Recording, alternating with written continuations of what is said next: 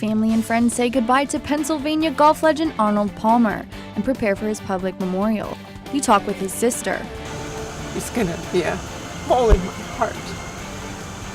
Without him. That story is coming up. And they might not be moving in until next September, but Penn State students are already camping in line to get on those apartment wait lists. The Center County Report starts now.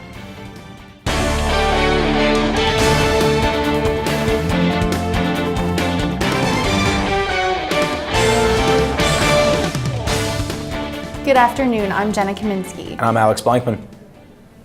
A public memorial for Pennsylvania golf legend Arnold Palmer is set for next week, but yesterday his family said goodbye in a private funeral.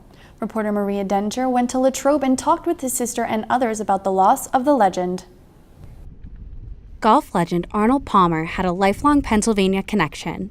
He was born in the working-class steel town of Latrobe and died in Pittsburgh last week at 87 years old. He lived a distinguished life, becoming one of the best-known golfers in history. He won 4 Masters, 1 U.S. Open, and 2 British Opens. Palmer launched the first single-sport cable network, the Golf Channel, appeared on the cover of Sports Illustrated a dozen times, and founded Arnold Palmer Enterprises. Many people know Arnold Palmer as the man on the can, and yet in his hometown of Latrobe, he was so much more than that. We talked with his sister about the loss of Latrobe's hometown hero. You don't need me to tell you that one of the greatest things in my life has been my big brother. And he's gonna be a hole in my heart without him. Palmer is a prominent name all over town, especially now as people mourn his loss. He had such an impact on everybody, and he made everybody feel more important than he was, and befriended everybody. As soon as you shook his hand, you felt the firm warmth of his shake. Palmer met with presidents, the Queen, and many celebrities, but remained humble, never forgetting his roots. You also felt that he actually cared and wanted to listen to you.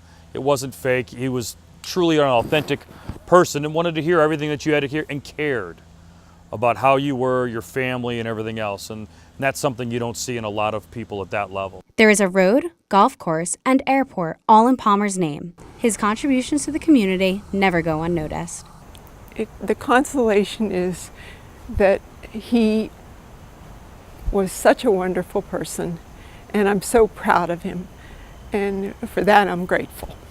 In Latrobe, I'm Maria Denninger for the Center County Report. A public memorial is planned for next Tuesday at St. Vincent's College in Latrobe. Center County Report will have a news crew there covering the event for our Tuesday newscast. Before Palmer's passing, his design company launched a project here in State College. Palmer Park is part of a multi-phase plan that's underway at the Village at Penn State.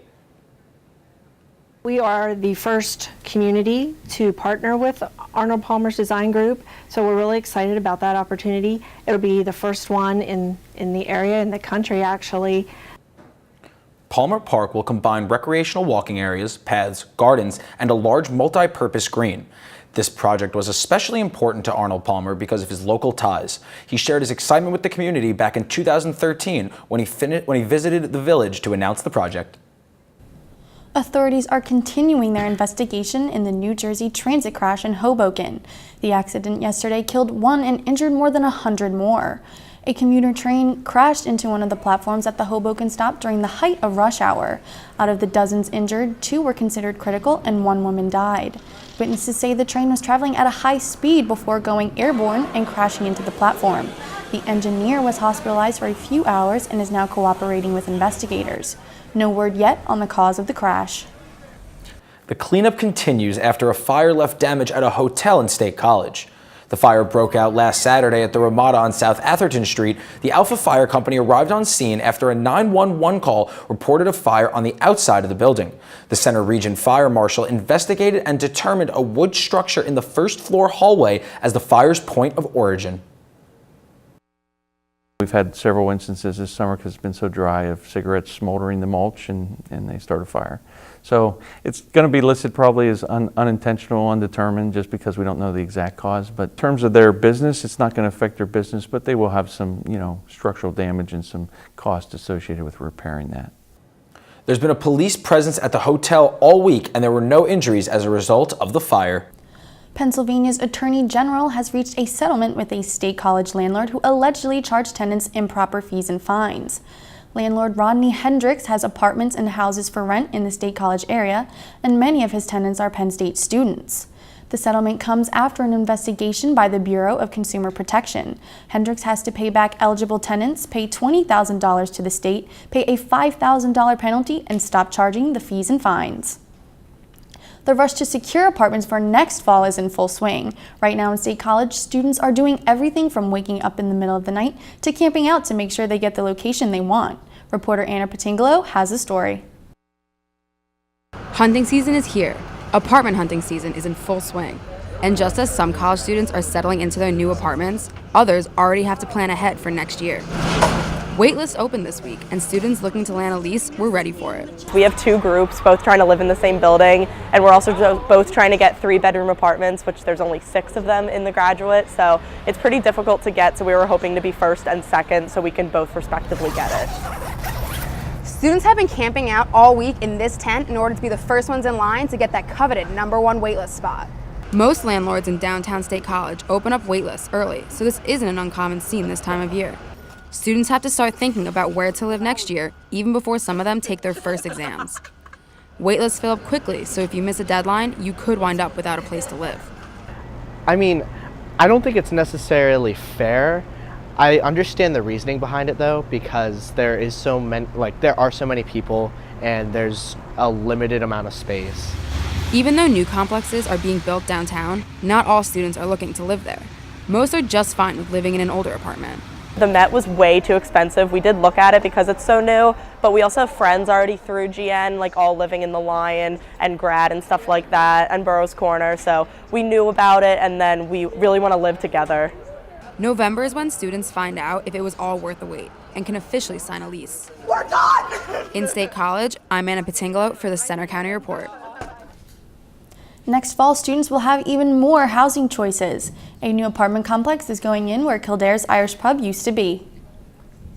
Canyon Pizza has been a popular late-night spot for Penn State students to grab a bite for a long time, but the business plans to move soon to another building on Beaver Avenue. Canyon Pizza is called 260 Beaver Avenue home since 2001, but they recently posted a sign in front of the window announcing a plan to move the spot where Canyon Wings is now located at 219 Beaver Avenue. A new apartment or housing development will replace Canyon Pizza. Canyon Wings, in the meantime, plans to move to 229 Beaver Avenue sometime in the future. With election season in full swing, presidential campaigns are continuing their visits to Pennsylvania. Donald Trump is holding a rally tomorrow in Lancaster County at 7 p.m. at a sports complex near Manheim. Also, the October 11th deadline to register is less than 2 weeks away. To register, go to vote.usa.gov and find your state. After choosing your state, it'll take you to the registration page. Pennsylvania allows online registration, or you can go in person to the elections office. If you need an absentee ballot, visit vote.org/absentee-ballot. Donald Trump is the focus of an entirely new course this semester at Penn State. The McCourtney Institute for Democracy is using the course as a pilot to see if students want to take future courses on contemporary topics. One of the objectives is to try to create a model that we can use going forward. So what's going to be the issue next year? You know, who knows? But it might be that we can do something similar. The credit course allows students to meet for 2 hours a week to analyze Trump's campaign. Students say they're talking about what makes him popular and how he stands out among other candidates in American history. Speaking of the presidential election, later in the newscast, we'll show you how far one central Pennsylvania family is going to decorate their house in support of their favorite candidate. Plus, the weekend weather forecast. Don't get your hopes up.